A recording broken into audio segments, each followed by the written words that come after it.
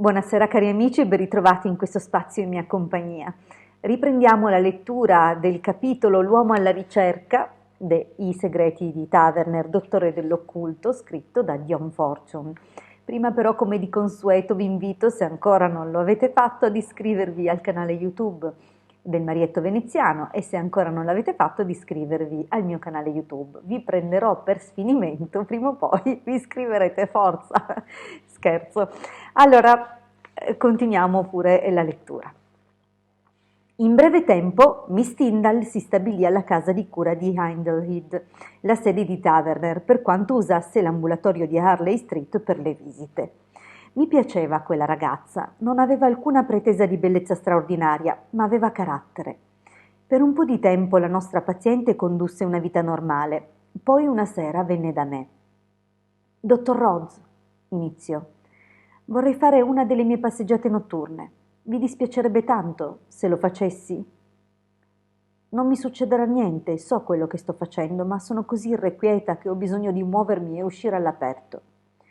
Ne parlai con Taverner. Sapevo che lui riteneva importante che i suoi pazienti seguissero il più possibile i loro istinti. «Lasciatela andare senza alcuna esitazione», rispose. «Andate con lei e vedete quello che fa.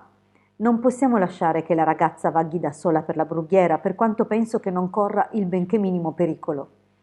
Miss Tyndall ed io uscimmo nella tiepida oscurità di quella notte primaverile. Iniziò a camminare di buon passo fino ai sentieri del bosco. Ci stavamo arrampicando sulle cime di Hindhead e la salita era piuttosto faticosa a quell'andatura. Ci fermammo al riparo di un piccolo pino. «Ascoltate», disse la ragazza, «che silenzio! Sapete qualcosa di uccelli? Vicino a casa nostra c'è una civetta che chiurla ripetendo 3 note. Non sono mai riuscita a trovarla, spesso la sento dopo il tramonto». Avevamo superato il punto in cui la vecchia strada attraversava quella nuova. Sotto di noi c'era il monumento alla memoria del marinaio assassinato e sopra la grande croce celtica che assicurava la pace alle anime degli uomini morti impiccati. Lontano nella notte silenziosa una macchina avanzava a velocità sostenuta da Thursley. La guardammo mentre ci superava correndo, un'ombra dietro il bagliore dei fari.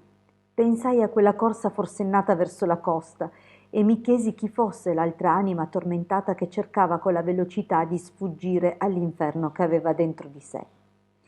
La ragazza si aggrappò improvvisamente al mio braccio. «Mi sento come se l'anima mi venisse strappata via dal corpo», disse con il fiato mozzo. «Sono attirata in un vortice. Cosa sta succedendo? Cosa significa?» Cercai di calmarla e riprendemmo la camminata verso casa. Miss Tyndall era molto nervosa e trasaliva ogni volta che passavamo accanto a un cespuglio. Improvvisamente si fermò e rimase in ascolto. «Eccolo che arriva», sussurrò. Né lei né io vedemmo niente, ma ero certo quanto lei che non fossimo soli. «Ci sono molti zingari da queste parti», affermai. «Non sono gli zingari», rispose. «È la presenza, la conosco bene, non c'è da aver paura. Non fa alcun male, ma è una sensazione strana».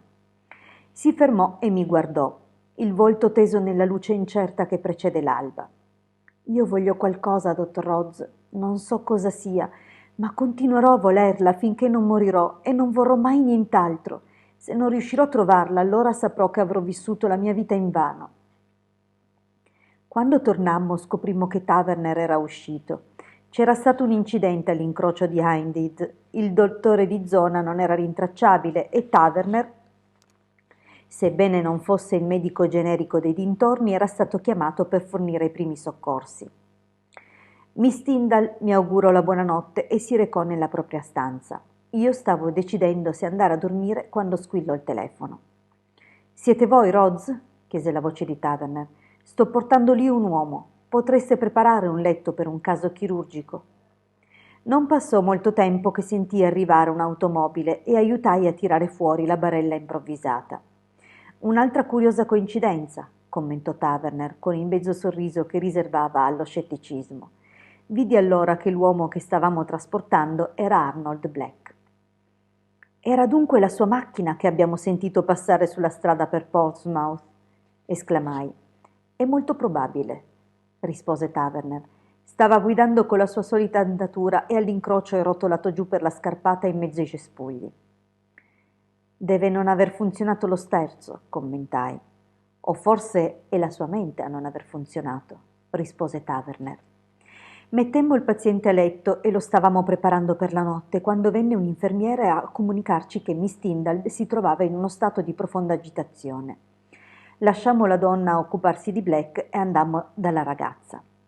La trovammo seduta sul letto, agitata, come aveva detto l'infermiera, ma ancora padrona di sé. «E la presenza», iniziò, «è così forte che sento come se da un momento all'altro potessi vedere qualcosa». Taverner abbassò la luce. «Vediamo se riusciamo a dargli un'occhiata», affermò. Quella di stimolare le facoltà psichiche di coloro che lo circondano è una delle caratteristiche tipiche di un mistico e Taverner era un mistico fuori dal comune. Non c'è niente di mistico nella mia natura, ma quando nei paraggi ci sono delle entità astrali provo un brivido inspiegabile e del tutto particolare. Taverner mi ha spesso descritto l'aspetto della cosa che fa nascere queste sensazioni, così come si presenta alla sua vista istruita. E dopo un po' di pratica ho scoperto che, sebbene raramente riesco a vedere qualcosa, sono in grado di percepire da quale direzione provengono le vibrazioni. Mentre aspettavamo nella stanza buia, avvertii questa sensazione e Taverner esclamò: «Ecco, Roz, anche voi dovreste riuscire a vederlo, perché si tratta del doppio eterico uscito fuori dal corpo fisico». Accanto alla ragazza sul letto si stava diffondendo una condensa di foschia grigia a forma di bara. Mentre la guardavamo, prese sempre più forma e riuscì a scorgere la sagoma di un corpo umano. Lentamente i tratti si fecero più nitidi e riconobbi la figura snella di Arnold Black. La ragazza si appoggiò sul gomito e guardò con stupore la forma che le stava accanto.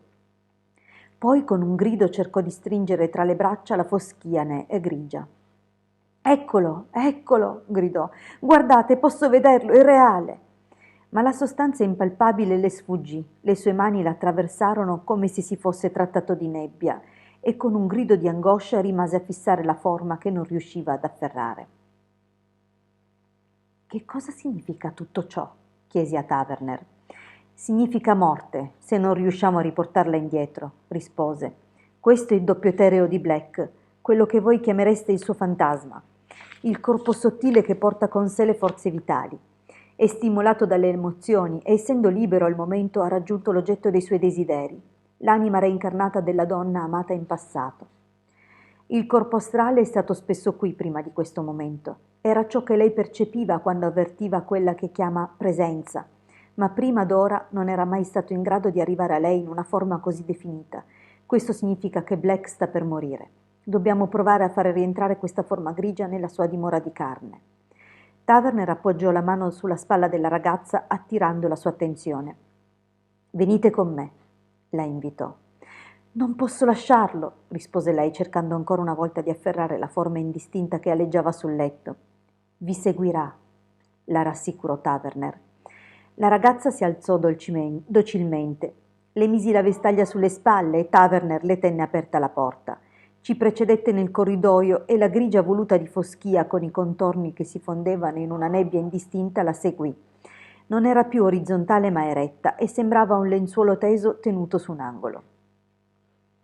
La ragazza ci precedette giù per il corridoio, si fermò con la mano sulla porta della stanza in cui si trovava Black, poi entrò e iniziò a indietreggiare quando la luce della lampada rivelò la forma di un uomo disteso sul letto.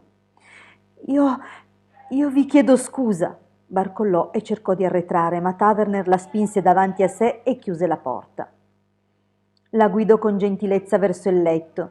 «Avete mai visto quest'uomo prima d'ora?» chiese. «Mai», rispose guardando con una curiosa attrazione il volto teso affondato nel cuscino. «Guardate in profondità dentro di voi, scrutate la vostra nuda anima e ditemi cosa rappresenta per voi». La volontà di Taverner si impose e la patina del presente si staccò da lei. L'io più grande che aveva attraversato i secoli si agitò, si svegliò e assunse il controllo della personalità più debole. La vita di un uomo e il destino di due anime erano in sospeso e Taverner costrinse la ragazza ad affrontare la questione. «Guardate dentro il vostro io più profondo e ditemi cosa rappresenta quest'uomo per voi». «Tutto», La ragazza lo guardò, respirando come se avesse fatto una corsa. Cosa fareste per lui? Tutto. Pensateci bene prima di impegnarvi, perché se riporterete quest'anima dentro il corpo e la abbandonerete, avrete commesso un gravissimo peccato.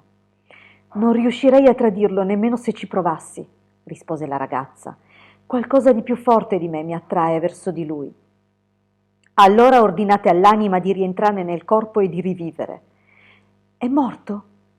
Non ancora, ma la sua vita è appesa a un filo. Guardate, potete vederlo. Guardammo e vedemmo che il filo argentato di foschia collegava il banco grigiastro al corpo che giaceva nel letto.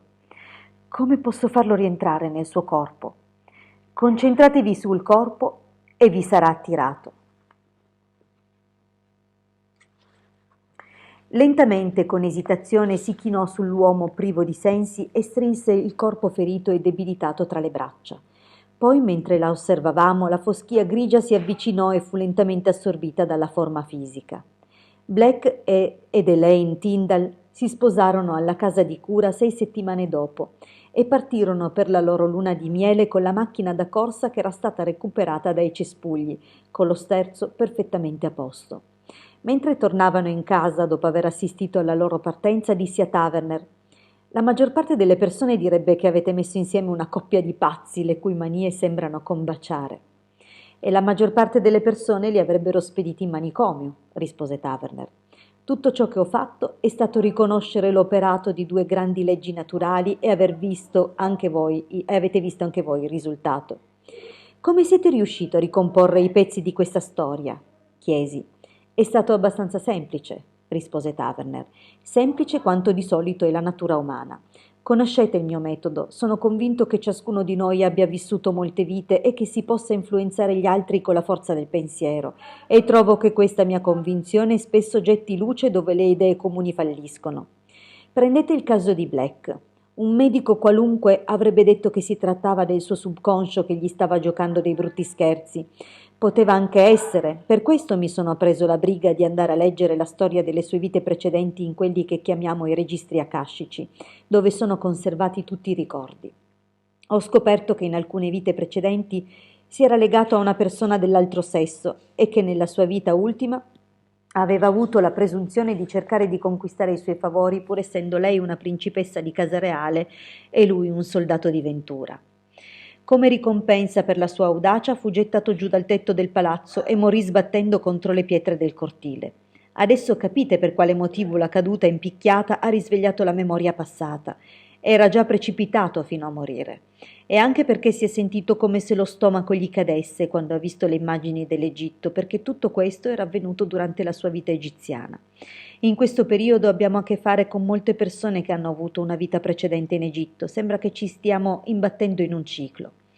È anche comprensibile la passione di Black per la velocità. Risvegliava in lui ricordi sfocati dell'ultimo contatto con l'anima che stava cercando. Riteneva che tornando indietro fino al momento in cui precipitò nel vuoto avrebbe potuto seguire le tracce della donna e dei suoi desideri. Era spinto a riprodurre nel modo più fedele possibile le condizioni nelle quali l'aveva conosciuta in passato. Come vi ho già detto, i ricordi si risvegliarono e Black si mise alla ricerca della donna con la quale era stato legato vita dopo vita. Avendo visto nei ricordi occulti che la loro unione si era ripetuta nei secoli, ho capito che sarebbe stata solo una questione di tempo prima che tornassero insieme e ho sperato sinceramente che anche lei ricordasse il passato e fosse libera di sposarlo. Se non fosse stato così, ci saremmo trovati, come vi avevo detto, in un brutto guaio. Questi legami spirituali sono terribili. Adesso penso che vi chiediate quale caso abbia portato Elaine Tyndall da me. Sapevo, come vi ho detto, che prima o poi le loro strade si sarebbero incontrate. Ebbene, mi sono posto mentalmente nel loro punto d'incontro e poiché il momento si avvicinava, sono confluiti da me e ho avuto il privilegio di guidarli in porto. «Ma che mi dice di Miss Tyndall e delle sue manie?» chiesi. «Eravate convinto che fosse un comune caso di follia, non è vero?» chiese Taverner. ma la padronanza di sé e la mancanza di paura della ragazza mi hanno fatto sospettare che ci fosse dell'altro. Era così precisa e impersonale nel suo atteggiamento verso la sua mania, così feci in modo di farla venire a Indid per provare a vedere quello che vedeva lei. Quello che abbiamo visto lo sapete anche voi. Si tratta di Black scaraventato fuori dal suo corpo dall'urto dell'incidente attirato a lei dall'intensità del suo desiderio. Un fenomeno per niente insolito. Mi è capitato spesso di averci a che fare. E come siete riuscito a far rientrare Black nel suo corpo, ammesso che ne sia mai uscito? Quando Elaine ha toccato il suo corpo, l'anima di Black ha compreso di poterla incontrare in carne e ossa e così ha tentato di rientrare nel suo corpo. La sua vitalità era talmente scarsa che ha rischiato di non riuscirci. Se la ragazza non l'avesse tenuto tra le braccia come ha fatto, sarebbe morto, ma ha vissuto della vitalità di lei fino a che non è stato in grado di aumentare la propria. Riesco a capire l'implicazione psicologica della faccenda, dissi. Ma come vi spiegate le coincidenze che li hanno fatti incontrare? Per quale motivo Miss Tyndall è diventata irrequieta e ha preso la strada per Portsmouth, sincronizzando il suo arrivo perché coincidesse con il passaggio di Black? Taverner alzò lo sguardo verso le stelle che iniziavano a spuntare nel cielo che si faceva scuro. Chiedetelo a loro, rispose. Gli antichi sapevano quello che facevano quando traevano gli oroscopi. Bene, abbiamo letto tantissimo, ma valeva la pena concludere questo meraviglioso capitolo su queste belle anime gemelle che vita dopo vita si cercavano e si ritrovavano. Io vi ricordo che il nostro appuntamento è quotidiano, magari non sempre con la lettura del testo che abbiamo scelto, ma vi rinnovo comunque sempre l'invito a tornare anche per vedere gli altri video che pubblico. Nel frattempo vi auguro un buon proseguimento e se ancora non l'avete fatto, mi raccomando, iscrivetevi al mio canale YouTube e se ancora non l'avete fatto, iscrivetevi al canale YouTube del Marietto Veneziano. Grazie sempre del vostro sostegno e alla prossima!